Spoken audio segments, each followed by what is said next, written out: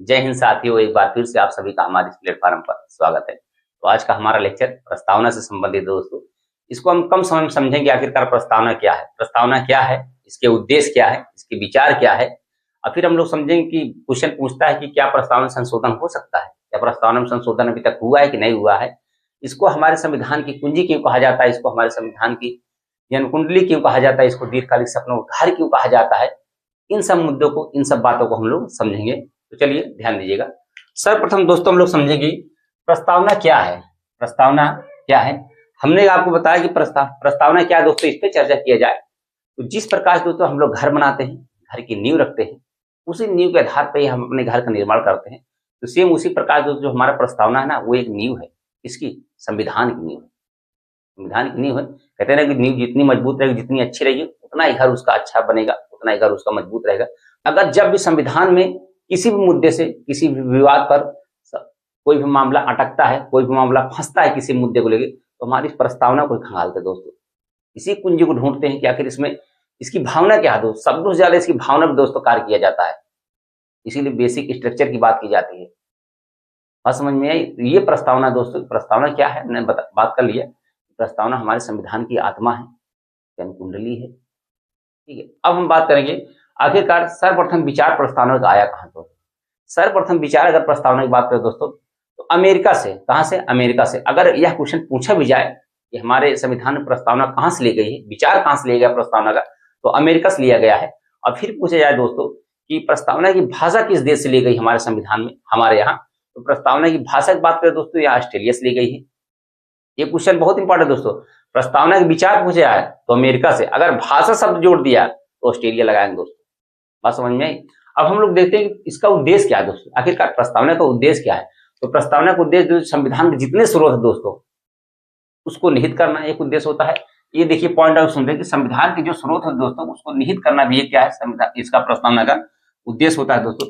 फिर हम समझेंगे इसका और उद्देश्य क्या है कि संविधान का स्वरूप निहित करना। क्या दोस्तों? स्वरूप निहित करना। इसमें क्या कहते हैं ना कि संपूर्ण प्रभुत्व संपन्न समाजवादी लोकतांत्रिक गणराज्य बनाना। कहते हैं ना कि हम भारत के लोग भारत को एक संपूर्ण प्रभुत्व संपन्न समाजवादी पंथ निरपेक्ष लोकतंत्रात्मक गणराज्य बनाने के लिए, तो यही दोस्तों क्या है, स्वरूप क्या है कि भारत को एक संपूर्ण प्रभुत्व संपन्न बनाना है, समाजवादी बनाना है, पंथ निरपेक्ष बनाना है, लोकतंत्रात्मक बनाना है, और एक गणराज्य के रूप में इसको समाहित करना है। फिर देखेंगे दोस्तों इसी उद्देश्य में देखेंगे संविधान का उद्देश्य इसमें निहित होता है। इसमें प्रस्तावना भी दोस्तों संविधान का उद्देश्य निहित होता है।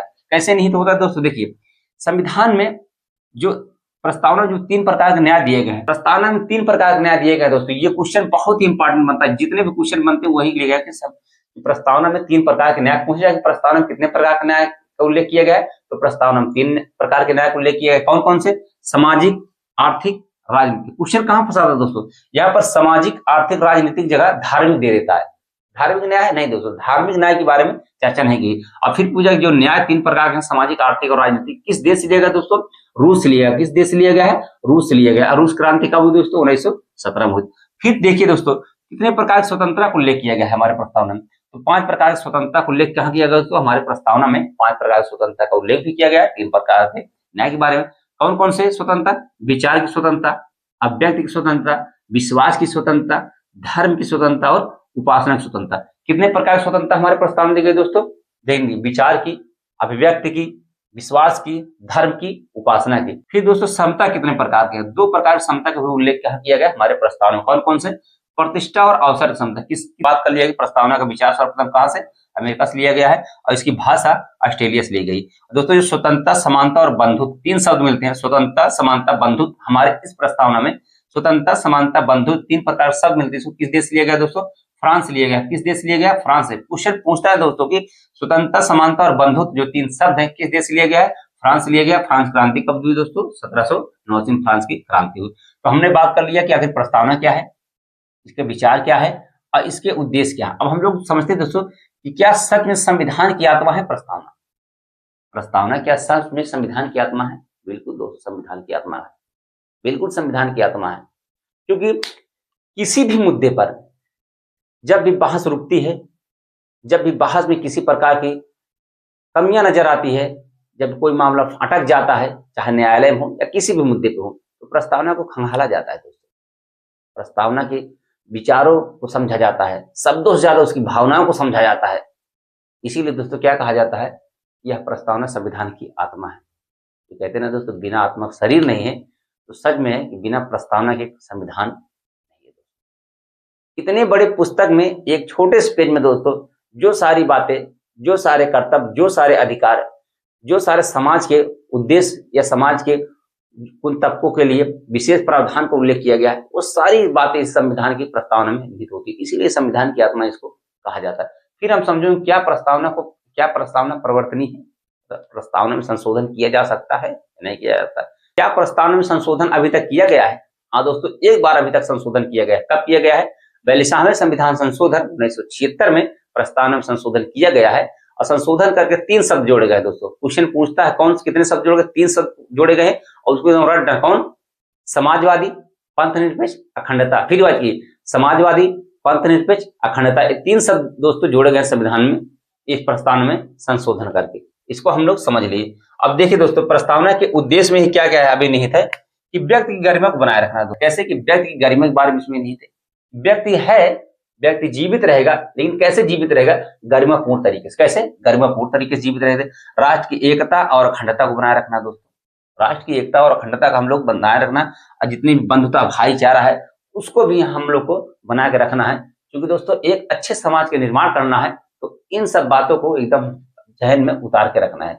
अब हम लोग दोस्तों देखेंगे कि जो विभिन्न प्रकार के न्यायविद थे, विचारक थे, जिनको न्याय के बारे में, जिनको पॉलिटिक्स के बारे में, राजनीति के बारे में, समाज के बारे में अच्छी अच्छी जानकारी थी, उनके जहन में जो जो बातें हमारे समाज के लिए आई, हमारे यहाँ के लोगों के लिए आई, उनके बारे में, उनके संविधान की प्रस्तावना के बारे में चर्चा की गई है। उसको देखते हैं दोस्तों। देखिए N.A. पालकीवाला ने संविधान को क्या कहा है। ये क्वेश्चन एकदम दोस्तों हूबहू आते हैं, इतना ध्यान लीजिए कि N.A. पालकीवाला ने प्रस्तावना क्या कहा है, तो इसको परिचय पत्र कहा गया है। दोस्तों अगर क्वेश्चन पूछे द्वारा N.A. पालकी द्वारा, किसके द्वारा? N.A.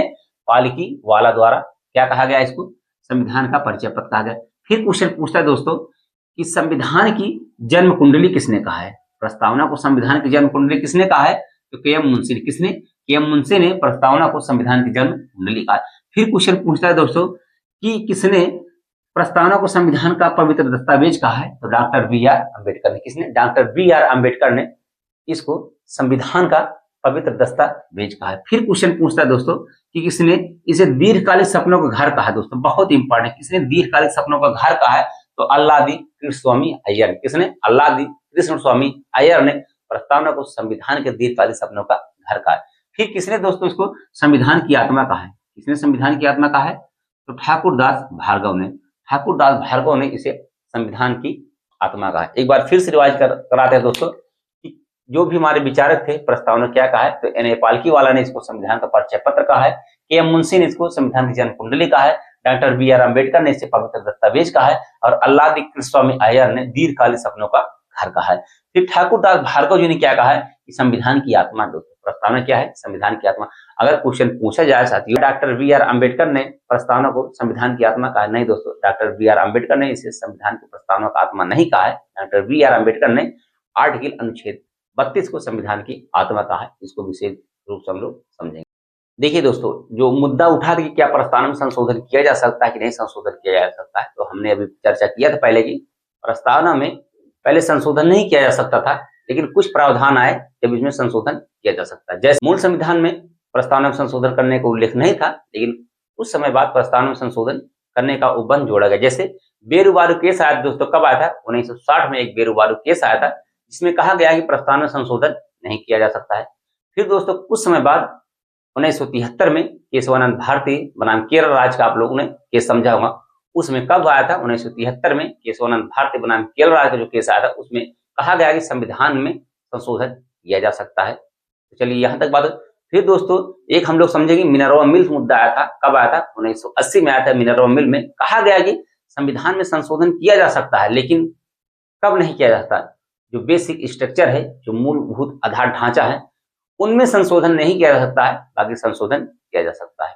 तो दोस्तों कैसी लगी हमारी वीडियो? अगर अच्छी लगे तो आप लोग हमारे चैनल से जुड़ने की कोशिश करें। जय हिंद, जय भारत।